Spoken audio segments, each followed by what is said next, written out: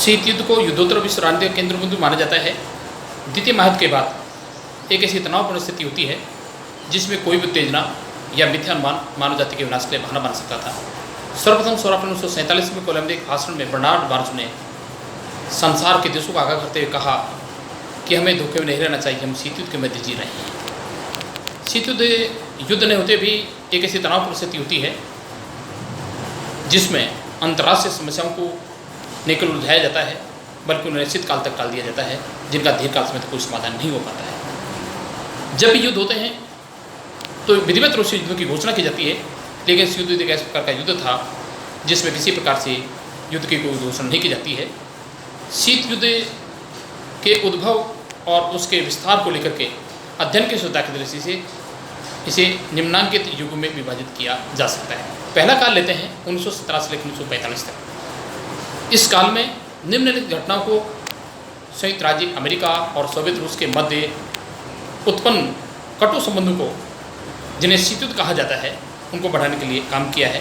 पहली घटना है 1917 में रूस की बोल्शेविक क्रांति।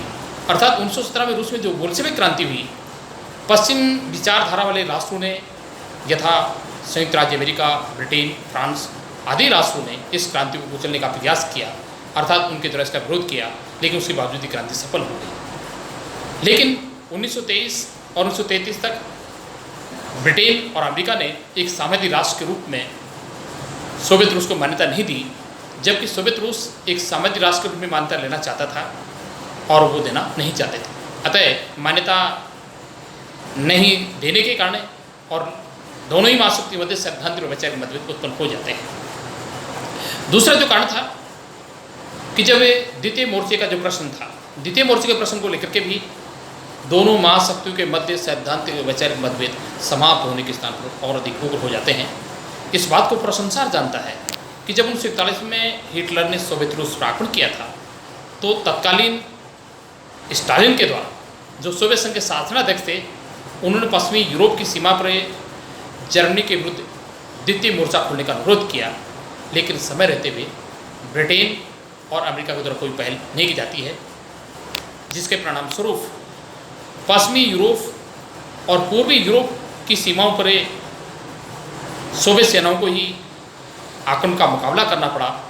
स्टालिन अपने साथ एक बहुत बड़ा विश्वासघात मानते थे। वास्तविकता ये थी कि ब्रिटेन और अमेरिका शत्रु से लड़ा करके युद्ध का दृश्य देखना चाहते थे। इस प्रकार की द्वितीय मोर्चे के प्रश्न को लेकर के भी दोनों महाशक्तियों के मध्य सैद्धांतिक और वैचारिक मतभेद समाप्त होने के स्थान पर और अधिक उग्र हो जाते हैं और शीत युद्ध का अंत नहीं होता है। 1945 में संयुक्त राज्य अमेरिका के द्वारा जापान के हिरोशिमा और नागासाकी क्षेत्र पर जो बमबारी की जाती है, इस प्रकार की बमबारी की योजना के बारे में ब्रिटेन और फ्रांस के पास पूरी जानकारी होती है, लेकिन सोवियत रूस के पास कोई जानकारी नहीं होती है। अतः स्टालिन इस बात को भी अपने साथ एक बहुत बड़ा विश्वासघात मानते थे। यही कारण था कि उनमें आणविक प्रतिस्पर्धा की स्थिति उत्पन्न हो जाती है और सैद्धांतिक और वैचारिक मतभेद समाप्त होने के स्थान पर और अधिक उग्र हो जाते हैं। 5 मार्च 1946 में चर्चिल ने फुलटन नामक स्थान पर जो भाषण दिया, इस फुलटन भाषण के माध्यम से चर्चिल ने तत्कालीन अमेरिकी राष्ट्रपति हेनरी ट्रूमैन प्रशासन को सोवियत संघ के प्रति कठोर आक्रामक कार्रवाई करने का आग्रह किया। उन्होंने कहा कि बाल्टिक से लेकर के एड्रियाटिक तक और टिस्टिस का संपूर्ण जो क्षेत्र है, न केवल सोवियत संघ के प्रभाव क्षेत्र में जा चुका है बल्कि उसके नियंत्रण में भी है। यदि आप स्वतंत्रता की दीपशिखा को खुले रखना चाहते हैं, अमेरिकी गठबंधन की गहरी आवश्यकता है, तो चर्चिल के द्वारा दिए गए भाषण के आधार पर भी सैद्धांतिक और वैचारिक मतभेद समाप्त होने के स्थान पर और अधिक उग्र हो जाते हैं और शीत युद्ध का अंत नहीं होता है।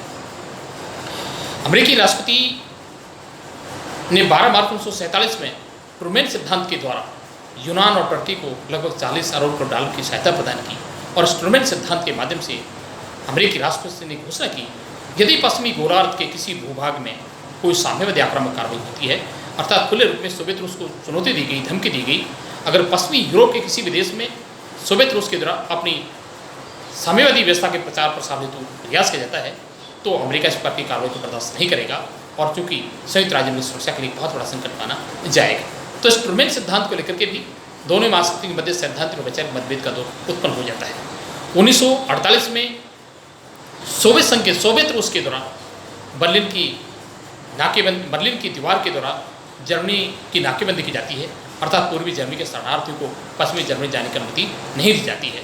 इस प्रकार से बर्लिन की दीवार ने युद्धोत्तर विश्व राजनीति में शीत युद्ध में वही काम किया जिस प्रकार का कार्य किसी जलती हुई अग्नि में किसी घी की आहुति देने वाले व्यक्ति की तरह की जाती है। अतः चर्चिल के भाषण को लेकर के भी, इस बर्लिन की नाकेबंदी को लेकर के भी दोनों महाशक्तियों के मध्य चला रहा सैद्धांतिक और वैचारिक मतभेद का दौर समाप्त नहीं होता है, अर्थात शीत युद्ध का अंत नहीं होता है।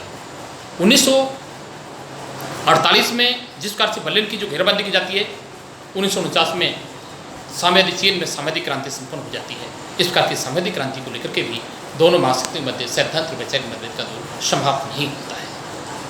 1950 में जब उत्तरी कोरिया ने दक्षिणी कोरिया पर आक्रमण किया, उस समय दोनों ही पक्षों को शक्ति आजमाने का अवसर मिल जाता है, मौका मिल जाता है। अर्थात उत्तरी कोरिया की हिमायत सोवियत रूस के द्वारा की गई थी और दक्षिणी कोरिया का पक्ष अमेरिका के द्वारा लिया गया था।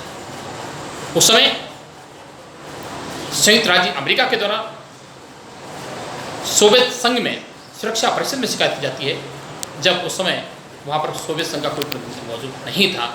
अतः सुरक्षा परिषद के द्वारा सोवियत संघ को आक्रमणकारी राष्ट्र घोषित करवाया जाता है।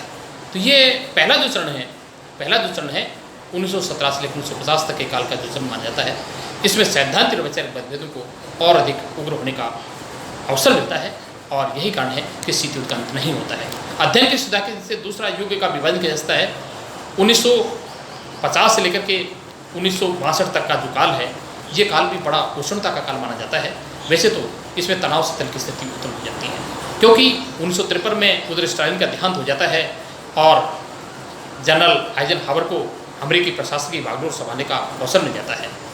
अतः फिर भी इस काल में हिंद चीन में चलने वाले फ्रांसीसी साम्राज्यवाद के दौरान भी दोनों महाशक्तियों द्वारा अलग अलग पक्षों का हिमायत की जाती है। हिंद चीन के लोगों का समर्थन सोवियत रूस के द्वारा किया जाता है और फ्रांसीसी साम्राज्य का समर्थन अमेरिका के द्वारा किया जाता है। अगली जो घटना है क्यूबा संकट। 1962 में राष्ट्रपति जॉन एफ कैनेडी के द्वारा क्यूबा की जो घेराबंदी की जाती है, इस क्यूबा की घेराबंदी करते हुए अमेरिका ने सोवियत संघ को चुनौती देते हुए कहा कि वह क्यूबा को आर्थिक और सैनिक सहायता देना बंद करे, अन्यथा युद्ध के लिए तैयार हो जाए। राष्ट्रपति के सोवियत संघ के शासनाध्यक्ष के द्वारा क्यूबा से सैनिक अड्डों को उठाना स्वीकार कर जाता है, अर्थात उस समय तीसरे महायुद्ध की संभावना स्वतः ही समाप्त हो जाती है। अतः ये कहा जा सकता है कि सैद्धांतिक और वैचारिक मतभेदों को दूर को समाप्त होने का ये दूसरा चरण माना जाता है। एक मिनट को